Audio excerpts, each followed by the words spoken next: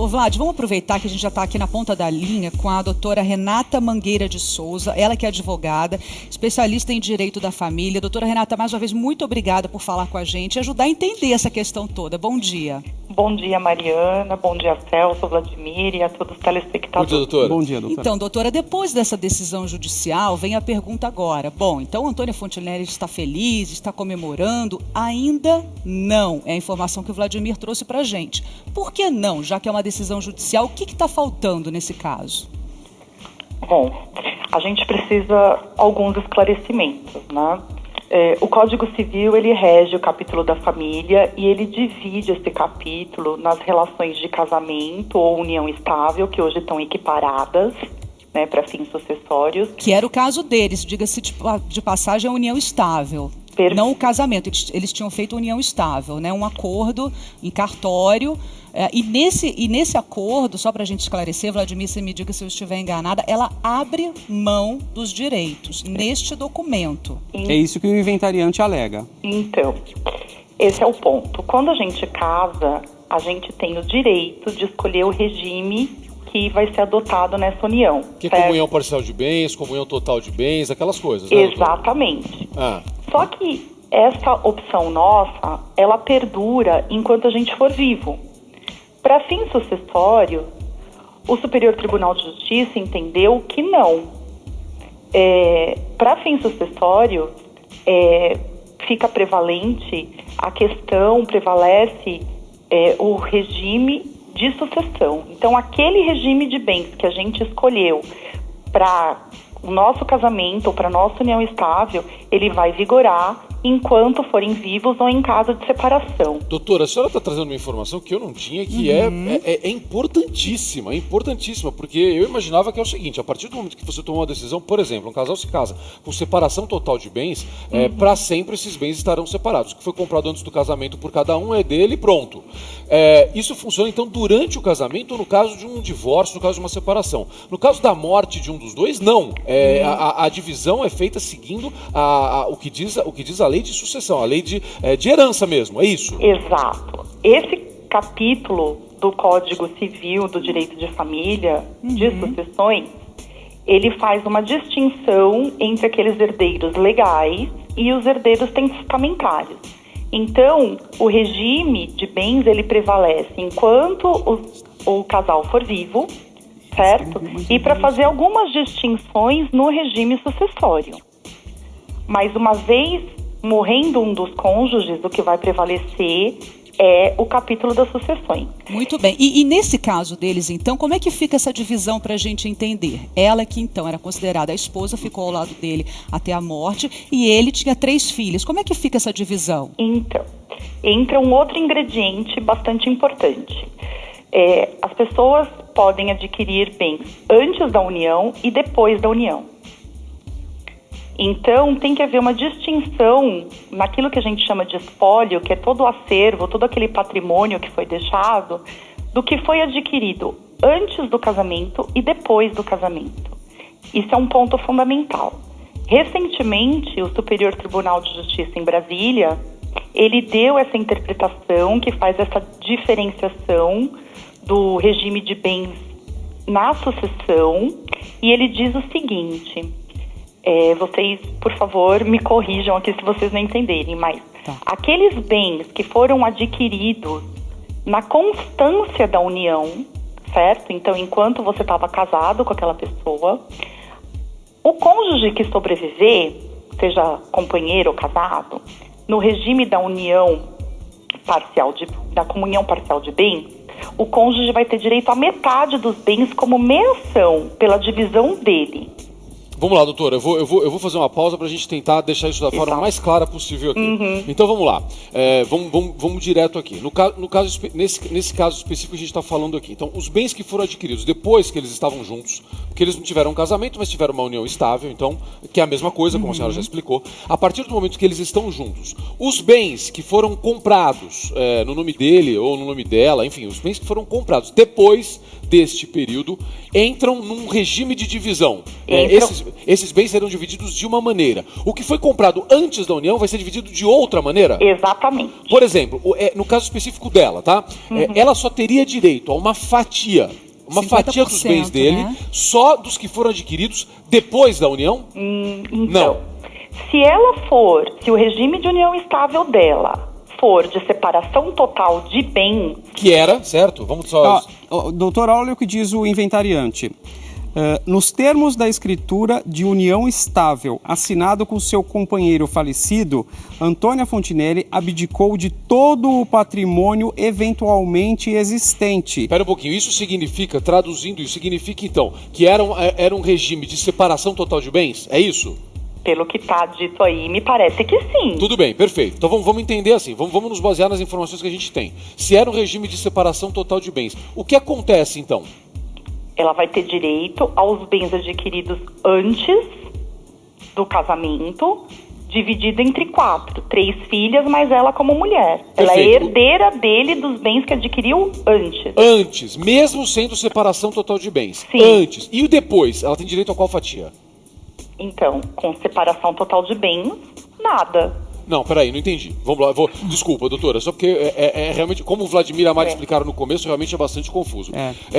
A partir do momento que é separação total de bens, os bens que foram adquiridos antes ela não tem nenhum direito, e depois ela tem direito a um quarto, não é isso? Então, é invertido. Invertido? Não faz muito sentido para mim, desculpa. Vamos lá. Não fazia mesmo para todo mundo. Essa é uma confusão que está sendo agora colocada a pratos limpos pelo judiciário. Vamos lá, então vamos pensar em datas aqui para tentar deixar isso mais claro, tá bom? Então vamos lá, vamos imaginar que ele se casar, que um casal, tá? Ficou junto há um ano, então exatamente há um ano. Aí ele morreu semana passada, pronto. Então eles ficaram um ano juntos. O que foi comprado em 2015, em 2016, esses bens é que serão divididos com essa companheira? Exato. É mesmo? O que ele já tinha. Então, porque ele é herdeiro. Quem sobreviveu é herdeiro, está na qualidade de herdeiro. Não estamos falando na qualidade de sócio, porque a união ou o casamento, na verdade, ela se traduz numa sociedade. Doutor, eu entendi. Obrigado, desculpa. Agora eu entendi. Faz sentido. Agora sim. Perdão. Tá certo. Vamos lá, gente. Obrigado, doutora. Como é bom a gente conversar com quem entende do negócio, que fica mais claro. Agora eu entendi. Vamos lá. A partir do momento que você assinou separação total de bens, você está abrindo mão de qualquer bem que tenha vínculo com aquela relação. Então você está começando um novo envolvimento com aquela pessoa, está começando uma relação com aquela pessoa, e você está começando esta relação com a ciência de que os bens não te interessam.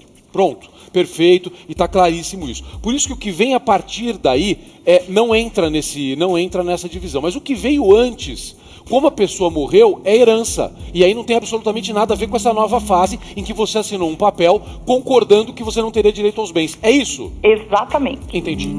Obrigado. Verdade. Quando o inventariante diz o seguinte, se mesmo assim terá direito a alguma coisa a partir desta assinatura, que prove seu direito, mas não esqueça daquilo que assinou. Ele está dizendo que ela tem que apresentar provas para ter direito à herança? Não. Direito à herança ela vai ter quando ela é reconhecida como herdeira. O que vai ter que ser provado é quando esses bens foram comprados, de que forma foram comprados. Entra essa questão da cronologia, das datas, para descobrir o que foi comprado antes e depois dele estar com ela. Entendi. Doutora, só mais uma questão aqui para eu poder entender também. Eles disseram que o Marcos Paulo teria escrito, né, por próprio punho, uma declaração dizendo que a vontade dele seria deixar 60% da herança para Antônia Fontinelli. Isso não foi registrado em cartório, não entrou no pacto. Isso tem validade? Essa carta teria validade judicial? Se a justiça reconhecer como um documento válido, sim. O código prevê essa possibilidade. Mesmo sem registro em cartório? Sim.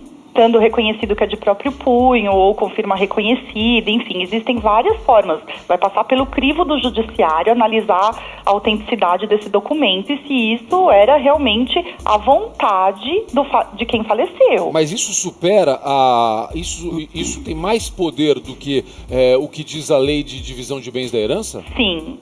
Se for sim, porque todo mundo pode testar.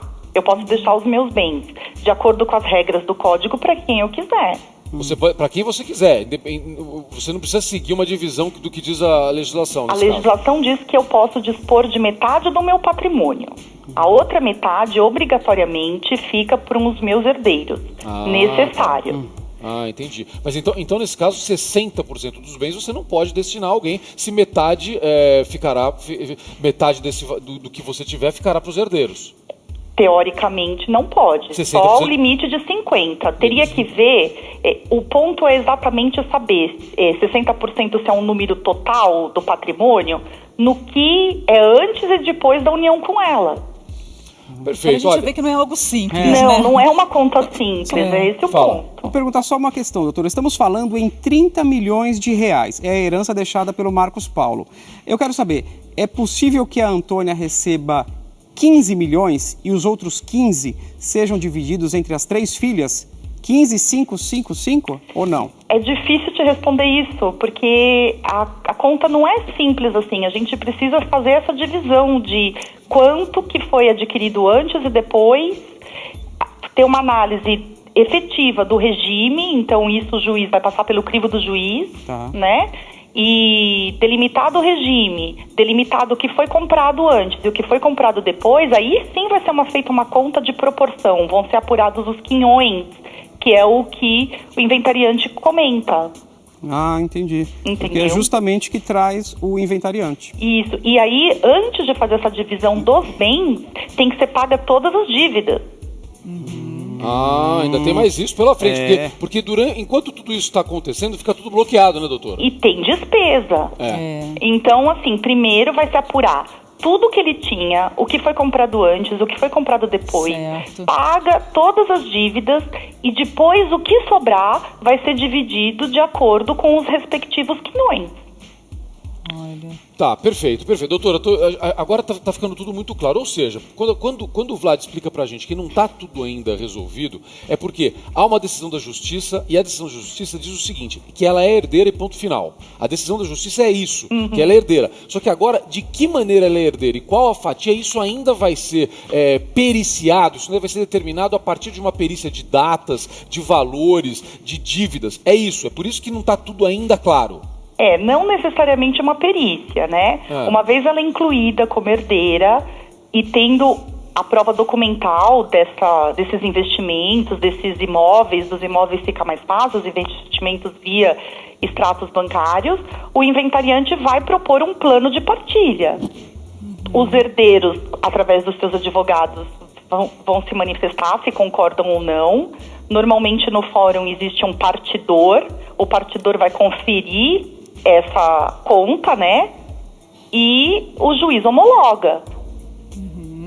Tá, ou seja, o juiz, o que aconteceu ontem efetivamente não garante uma divisão imediata. Não. Simples assim. Exatamente, não.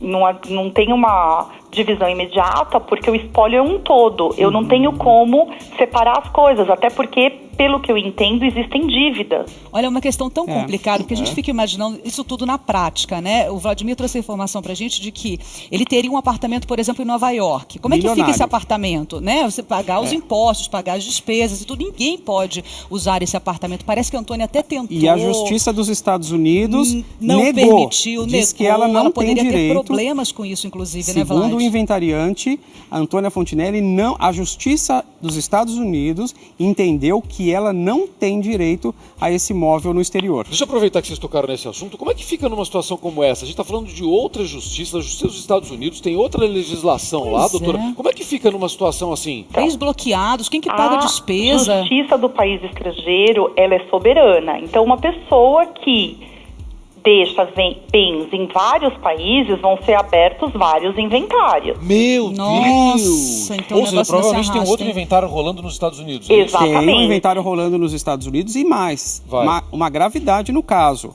porque o doutor diz o seguinte, ó, segundo a informação, a carta que ele enviou, existe um processo em curso na Justiça norte-americana onde há o sério risco de Antônia Fontinelli ser condenada por fraude, uma vez que se utilizou de procuração após a morte do senhor Marcos, com o intuito de se aproveitar da propriedade do bem nos Estados Unidos. E aí a Justiça norte-americana já excluiu a senhora Fontinelli, entendendo que ela não tem direito sobre o bem. Vamos lá, a gente está falando sobre um assunto aqui e eu quero agradecer muito a doutora Renata que está nos ajudando a entender isso aqui, porque é um caso muito difícil. Como eu falei, viu, doutora Renata? Aliás, eu já falei isso na nossa outra entrevista. Quando a gente tem esse tipo de assunto envolvendo celebridades, envolvendo famosos, a gente acaba esclarecendo e aprendendo algo que mexe com o nosso dia a dia, com a nossa vida, que pode acontecer com todos nós, independentemente dos valores. Estamos falando de valores elevados, mas no nosso dia a dia isso pode ser um apartamento, uma casa, um carro, pode ser um valorzinho que você tem na conta, na tua conta corrente ali, e tudo isso entra no inventário da mesma forma. Então são informações para ajudar as pessoas. Estamos falando especificamente do caso da atriz Antônia Fontinelli com o Marcos Paulo, a última esposa dele, quando ele faleceu, quando ele morreu, eles estavam juntos, não eram casados legalmente, mas tinham uma união estável, que é a mesma coisa. E a doutora nos ajudou a entender o que vai acontecer a partir de agora. Doutora Renata, só posso agradecer demais pela aula que a senhora nos deu mais uma vez. Um abraço muito grande e obrigado pelos esclarecimentos. Imagina, estamos à disposição. Obrigado, viu? Nada, um abraço a todos. Abraço. Meu Deus do céu, que história complicado, confusa, vai se mas eu arrastar aprendi ainda. um monte de coisa aqui hoje. Também. Escuta.